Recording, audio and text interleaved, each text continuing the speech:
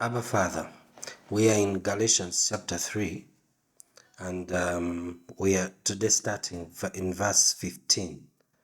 In our previous class, we talked from verse 13 and 14 about the generational blessing, and straight away into verse 15 it says, "Brethren, I speak in terms of human relations, even though it is only a man's covenant. Yet, when it has been ratified, no one sets it aside or adds conditions to it." Now, the promises were spoken to Abraham and to his seed. He does not say unto seeds as referring to many, but rather to one, and your seed. That is Christ. What I am saying is this: the law, which came 430 years later, does not invalidate a covenant previously ratified by God, so as to nullify the promise. For if the inheritance is based on law, it is no longer based on a promise, but God has granted it to Abraham by means of promise. Okay, so there's a lot for us to unpick there. And I want to start in verse 15. We are talking about this Abraham's dealings with God, and how we come into that because of faith, because of simply trusting God and believing. And so in verse 15 says, "Brethren, I speak in terms of human relations." He's saying, I'm trying to illustrate this with an example you can understand. That you think about this in terms of how we relate as people, how we do business, how we conduct our lives and arguments. Saying, I speak in terms of human relations, even though it is only a man's covenant. Yet when it has been ratified, no one sets it aside or adds condition to it. In other words, that when two people or groups of people come into covenant and ratify that covenant, neither of them can now change the terms of that covenant. You can't, like set it aside or bring in new conditions to the covenant once you agree. And it's interesting here he uses the word covenant, because a covenant is different from a contract. A covenant is a binding agreement in which people make promises to each other, and different people have different roles or duties in this agreement that we've made, and the promises that we have made. You see, in relationship, covenants are about relationships. It's why, for example, we call a marriage a covenant, because the husband and wife come together and make promises to each other in this relationship. That's not a contract. A contract is about performance of a transaction. Contracts by nature are transactional. So you can't call, for example, a marriage, you can't necessarily call it a contract, because a contract is essentially like, business dealings. But marriages, we refer to them as covenants because they are relational. They are not transactional, and we are giving each other, and we are giving everything that is ours. Now, he's saying that once a covenant, even in our natural life, once a covenant has been ratified, it's you can't violate it. You can't just wake up in the morning and change it. You have covenanted yourself. You have entered into covenant with somebody, and that covenant will abide as long as it is agreed to abide. You see, so here he says that because God entered into covenant with Abraham, and God promised Abraham certain things in a unilateral covenant. It's interesting that God's covenant with Abraham was unilateral. We shall see this, but they entered into covenant where God promised to do certain things for Abraham. And so he's saying that, Paul is saying that because God entered into a covenant with Abraham and God made promises to Abraham, there is nothing that could reverse that covenant that God made with Abraham, because it was an eternal covenant. What God promised to Abraham, he promised him forever, which means that there's nothing that can come in that can change the promises that God made to Abraham. this is going to be an important, really, really important point to make. And most of us have never thought about it this way. But here is Abraham, and here is God. And then God comes to Abraham, and God makes promises to Abraham in Genesis. And God tells Abraham that those promises are forever. So once God covenants himself to Abraham, and he covenants himself forever, then now God must abide by his promises to Abraham forever. God must do the things that he told Abraham he was going to do, but he must do them forever. God must fulfill what he told Abraham that he was going to do, but he must do it forever. You see? So, because it's covenant, God has covenanted himself. There's nothing that can break that covenant that God made with Abraham. Once it was ratified, it cannot be annulled, it cannot be dissolved, because God committed himself to Abraham forever.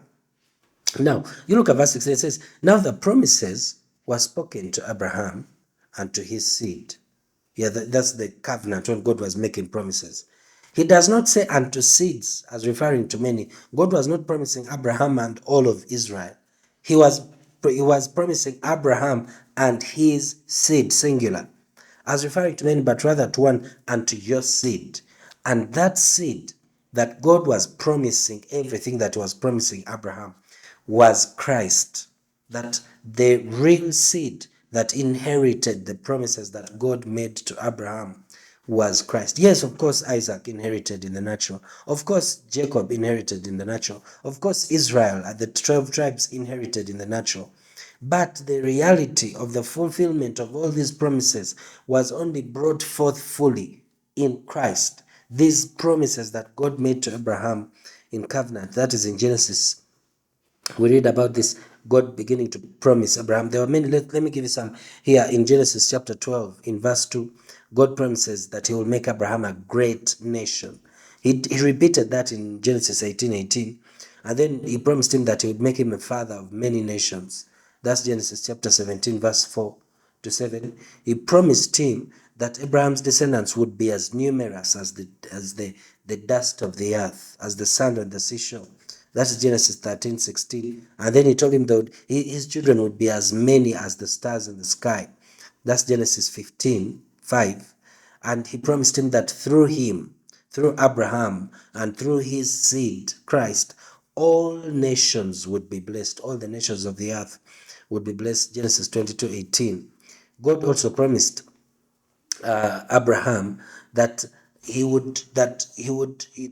that this land, this promised land he brought him into, Canaan, that it would belong to him, to Abraham, and to his seed, his children, forever and ever and ever.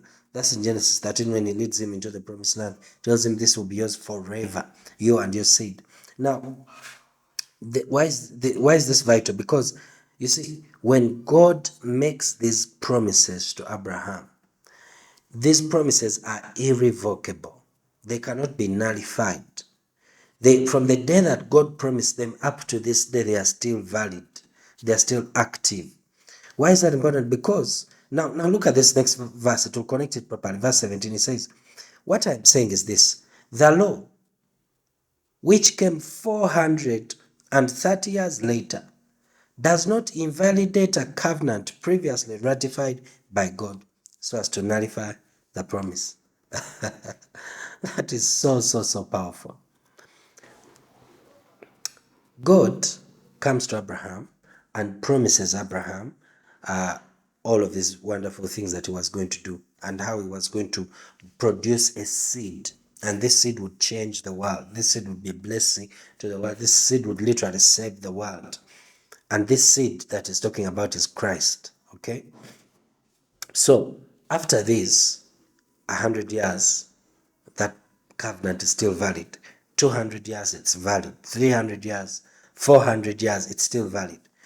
In fact, Abraham's children even go into slavery in Egypt. Then they come out of slavery. 430 years later, when they've come out of slavery, God gives Moses another covenant. for Israel, the children of Abraham, God gives them another covenant, which we call the Old Covenant, or Torah, or the Law of Moses, or the Law of the Jews. The Bible uses different terms for it, or the Law of Commandments. God gives them a new law.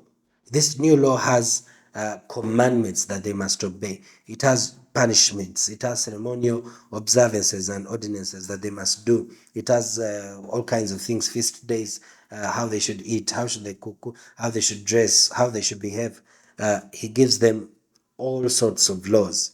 In at that time a new covenant, which we now call the Old Covenant.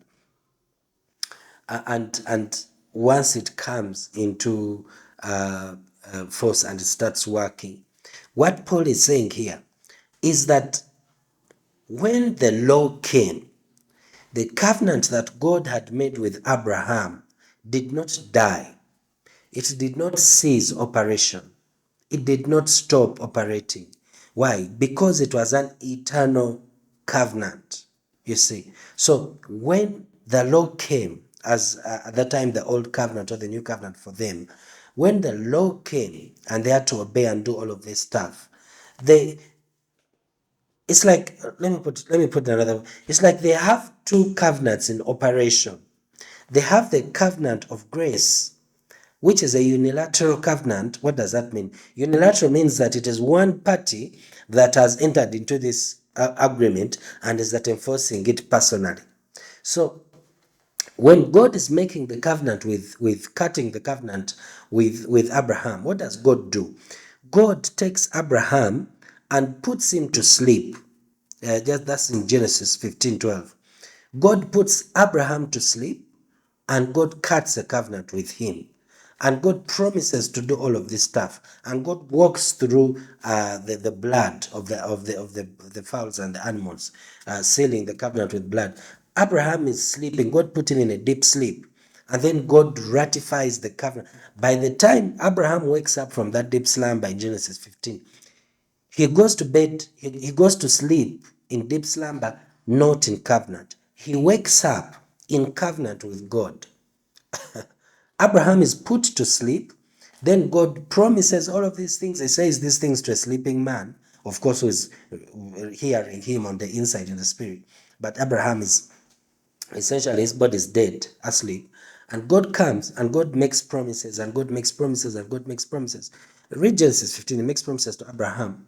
And then after God has done that, he walks through the blood to seal the covenant. And after God has done, the Bible says that he came as a pillar of fire. He walks through the blood to fulfill the covenant.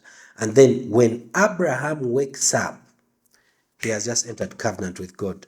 But now Abraham has no role to play in this covenant except to believe.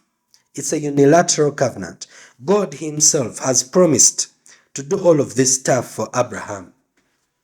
God shows up. God promises Abraham certain all of these beautiful things. God enters covenant with Abraham. God ratifies the covenant with Abraham, and God disappears. And so Abraham wakes up and it's like there's a document there signed. There's a ring. And God has said, I've promised you all of this stuff. I'm going to do this stuff to you forever. Period. That's it. Bye bye. I've gone back to heaven.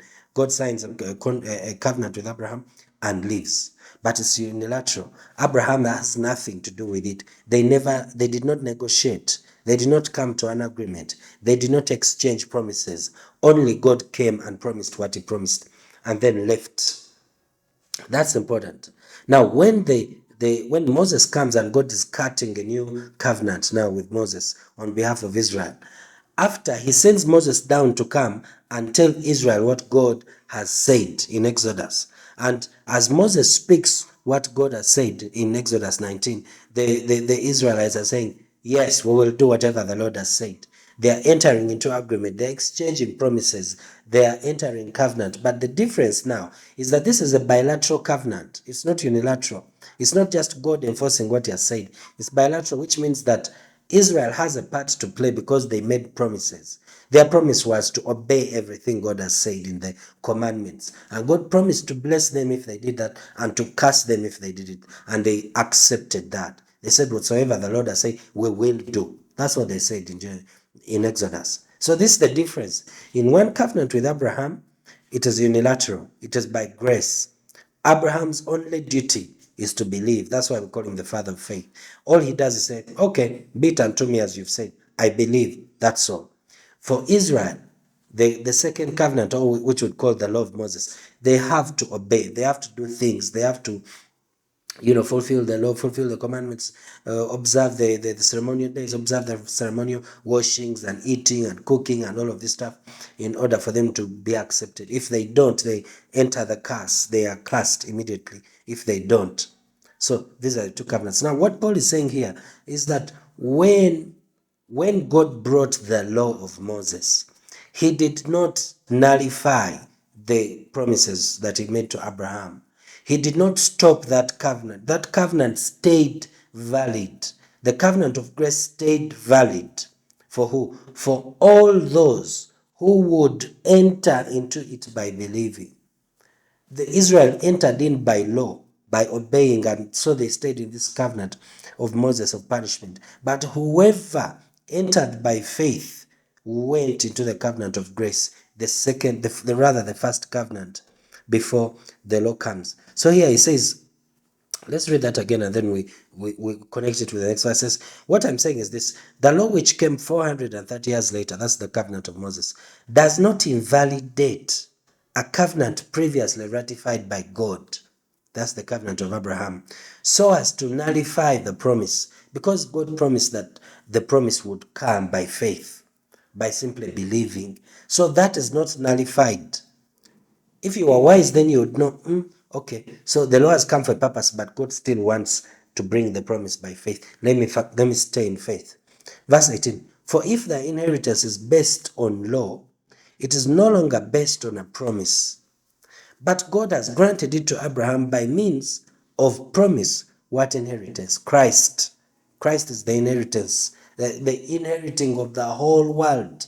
Because these are the things that God promised Abraham, that he would inherit the whole earth, that through his seed they would possess the whole earth. You can read that in Romans 4, 13, and in Romans 8.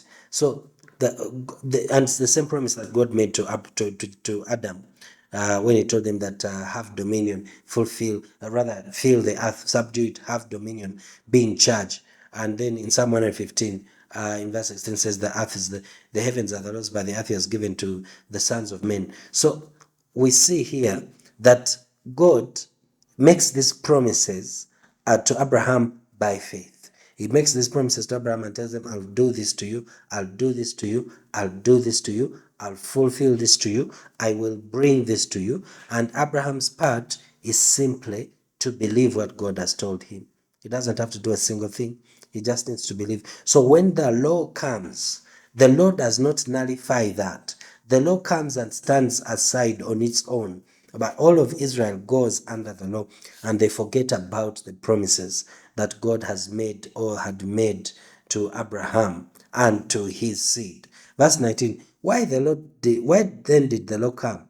It was added because of transgressions, having been ordained through angels by the agency of mediator, until the seed should come to whom the promise had been made. Okay, so the obvious question you'll ask is then, okay, so if God was not nullifying the covenant that he made with Abraham, why did he feel the need to bring a new covenant with Moses called the law? Why did God bring the law if his promises to Abraham and his covenant to Abraham were still valid? Why does he bring the law? And he tells you why. It was added because of transgressions. In other words, the law came because people had become exceedingly sinful. People were living in sin, and yet they thought that everything was okay. And so God, in fact, here he continues and says that it was added because of transgressions, having been ordained through angels by the agents of a mediator, that's Moses, until the seed would come to whom the promise had been made. Men had corrupted the earth so much, there was so much corruption in the earth, that there was a need for God to introduce some kind of mechanism to stem it, to slow it down, until Christ came. Because if God left it to go rampant, literally there would be no virgin to give birth to Jesus, because human beings would be extremely corrupt. So the law comes then to reveal to people that what they're doing is wrong. The law comes to show people that they are sinners, and they need to stop thinking that they are righteous, holy people. God accepts them with all of their sin that they were living in, and all of the wicked, evil things that they were doing, boiling children in milk, and killing children, sacrificing children, infanticide, because they did not want girls, they wanted boys only. So they were practicing infanticide on baby girls and all of this stuff. And so, and all of the horrible, horrible things that people are doing. And so God brings the law to reveal to people that they are wicked. Because at this point, you need to realize at this point, there's no law. Because there's no law, everybody thinks that they're okay. They know that God is there, but they think, we're okay, we are fine. We can do whatever we want. And so God sends the law to reveal to them that they are sinners, to reveal to them that what they're doing is wrong and that is not pleased with them. If peradventure it would help to slow down the progression of sin until Christ would come and completely, utterly, totally destroy sin. And when Christ comes, we know what he does. He completely, utterly destroys the sin nature, the sin man. He gets rid of it, and Christ delivers us from all ungodliness. But that's what occurred. That's why it was necessary for the law to be brought, for the law to come. It was to save people, rather to reveal to people their wickedness, so that when Christ comes, he will be able to save us. But backtrack just a little bit as we conclude that when the law was given, the law does not nullify the promises that God makes to Abraham. They coexist. The law of Moses is a covenant from God, but the Abrahamic covenant is also a covenant from God. And so Israel, unfortunately, rejects the Abrahamic covenant of simply believing and exercising faith, and they go into performing and doing stuff. And unfortunately, most human beings have been stuck there in performing and doing stuff. And the problem with that is that there's always disqualification there.